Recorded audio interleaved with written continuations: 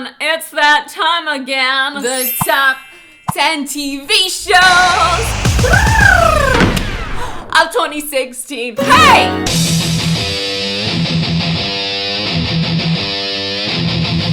This has been a tradition for me since 2010. Sometimes from one video to another, there aren't many changes. So many things have changed since my last top 10 TV shows. The first being my eyeliner. I used to have one wing. Now there are two. Today, ladies and gents, we're gonna be counting down from my top 14 TV shows, starting with 14, working our way back down to 1. This is my top 14 shows that are still on the air. I'll leave links to my previous top 10 TV shows because there are shows in there that I love that are over, but I still love them. Let's get right into it. Top 14 TV shows! So coming in at number 14 today, Fear the Walking Dead. Some of you know that I've been watching The Walking Dead forever. I have. I love The Walking Dead. Fear the Walking Dead is a spin-off of sorts, but it takes place before The Walking Dead, when the virus just broke out that caused The Walking Dead. And it takes place in Los Angeles on the West Coast, so it's a completely different setting, it's a completely different set of people, and it's a completely different feel right now, at least.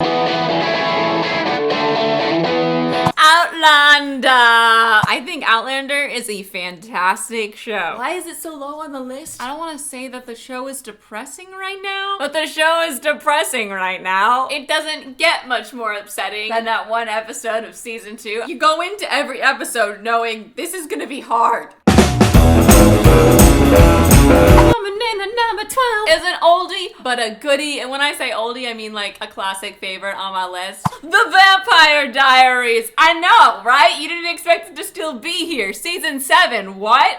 Yep, I can't help it. I still love it. For those of you who have never watched The Vampire Diaries, dang, you're missing out because this shit is crazy fantastic, especially the first 4 seasons. Season 5 goes a little off its rocker. Season 6 picks things back up again. Season 7 is off its rocker, but I still enjoyed it. I put it off all year watching it, and I just binge watched it all at once.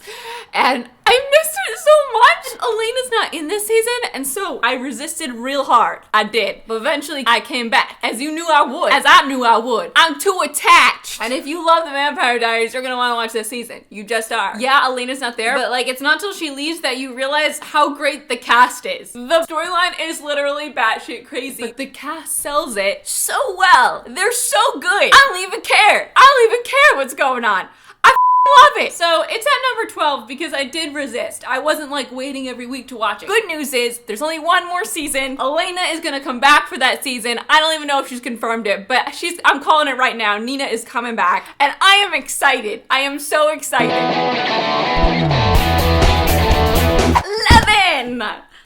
The Mindy Project. Now, I love Mindy Lahiri. Wait, Mindy Kaling. Oh my god. I love both Mindy Lahiri and Mindy Kaling. Now, the Mindy Project was canceled on Fox last year, but Hulu picked it up. And if you watch the Mindy Project, you know what was going on in the storyline. At the beginning of this season, I really teetered off. There were good moments, especially the first episode of this new season, but as we moved in, I was like, oh, Mindy doesn't know where to go with this. But towards the end of this season, she brought it back because she made a major move and threw shit back into disarray, and it made things fun again, and I binge watched the last like 10 episodes of the season together and enjoyed it so much. And the finale of this season was so good. Some shit went down. There are 25 episodes in this season. I literally couldn't believe it. It just like was endless. Usually a season is 22, 23, 24 episodes tops. 25 episodes in a TV season is like unheard of.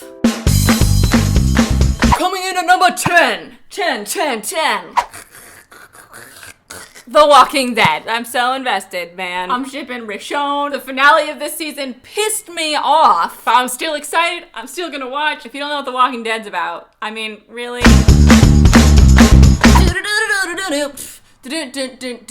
Modern Family. I love these guys. It's so crazy to think that I've been watching this since like my freshman year of college. Dang, what is it in? It's like 8th season or something? I love this show. Number 8 is another classic.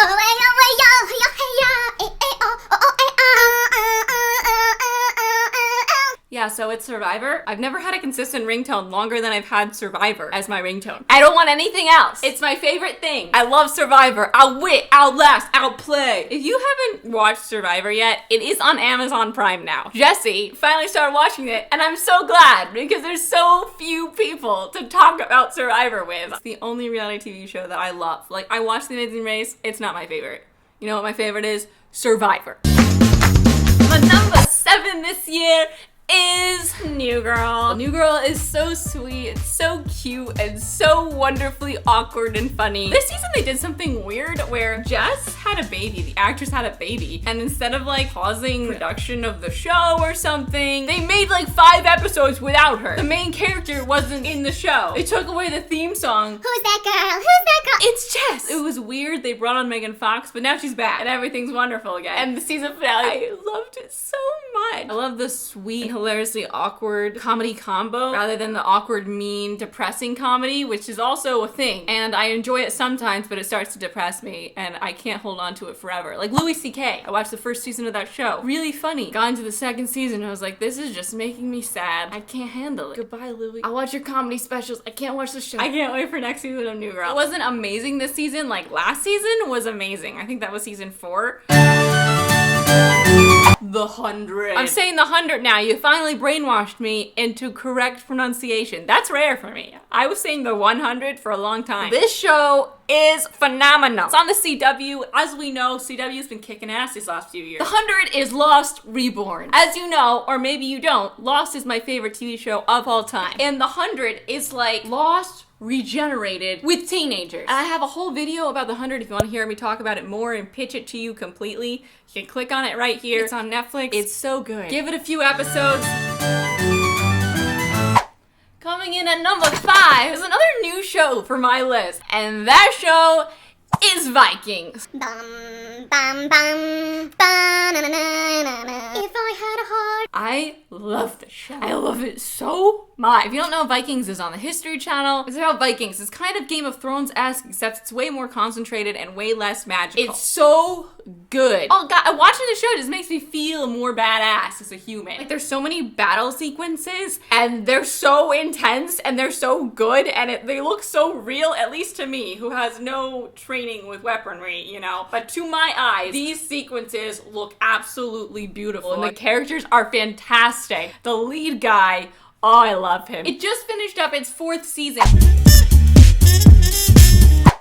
Jane the Virgin. Jane the Virgin. This show is so clever. The lead actress is amazing. It's just this really comedic, self-aware, wonderful dramedy. And it's an hour-long show. It has 42-minute episodes. Jane is just so wonderful and positive and upbeat and smart. And she's a writer. Her thought process and the things she does are so relatable. This season was extra wonderful. Michael is my bae. Jane is my ultimate bae, though. I love her. I love her so much.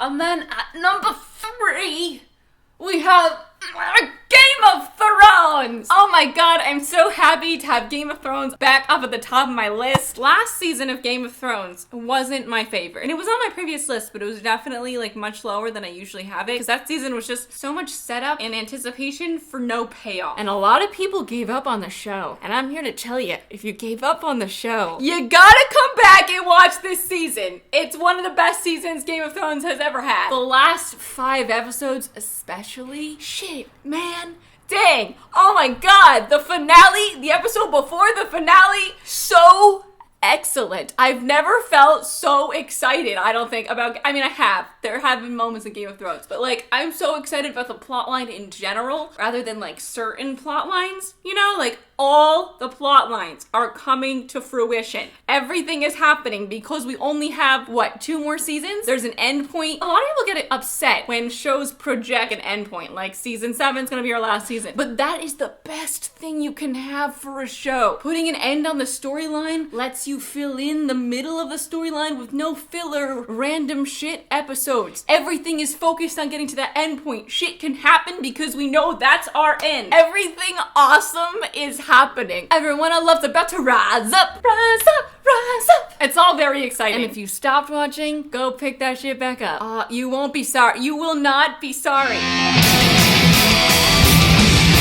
Number 2 is a show that started its first season this year. I absolutely fell in love with it, and that is The Crazy Ex-Girlfriend. It's the Crazy Ex-Girlfriend. She's so broken inside. Oh my god, I love Crazy Ex-Girlfriend. I have a whole video talking about why you should watch it. So if you haven't watched that video and you're interested in why I love this, you should watch this video. I'll link it in the description. This show, just like Jane the Virgin, is clever as It is a musical comedy. Amazing characters. Rachel Bloom is the lead. She has just perfect comedic timing and excellent style, and she's so funny. I want to see her live so bad. She's had shows and I've missed them because I'm not paying close enough attention. She's excellent. The show is nominated for like 3 Emmys, and I'm so excited to see where it goes. It's number 2 on my list, and there's only been 1 season. You Hamilton people, you know how you are with Hamilton, okay? I alternate between Hamilton and Crazy Ex-Girlfriend. That's how good the songs are, let alone the actual show and the actual characters and the actual plot.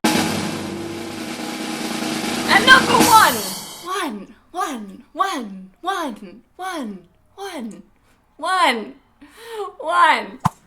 Orphan Black, baby! Orphan Black! Oh, this show!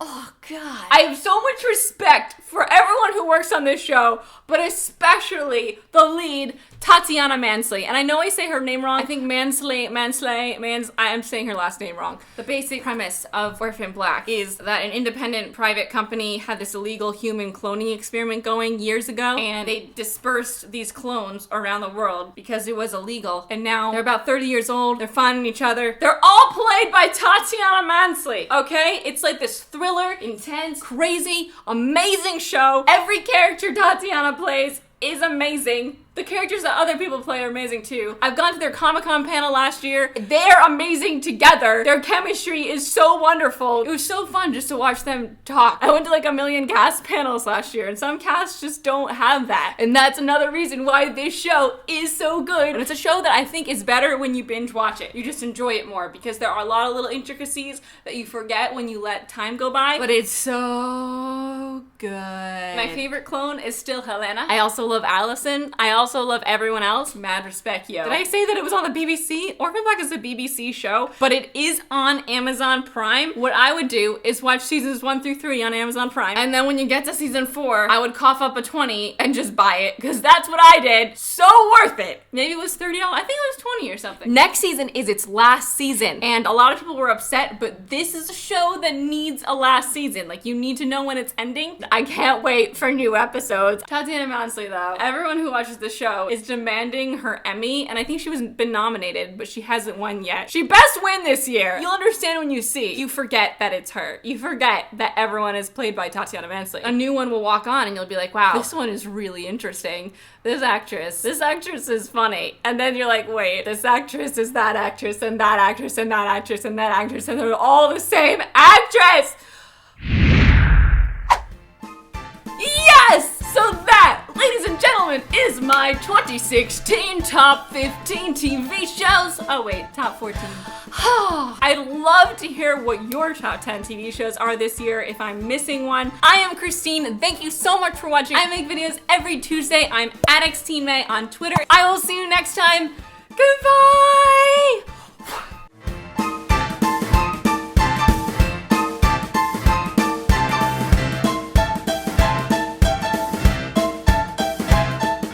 Let me tell you what I wish I'd known when I was young and I started doing these. You have no control. What shows live, what die, what tells your story.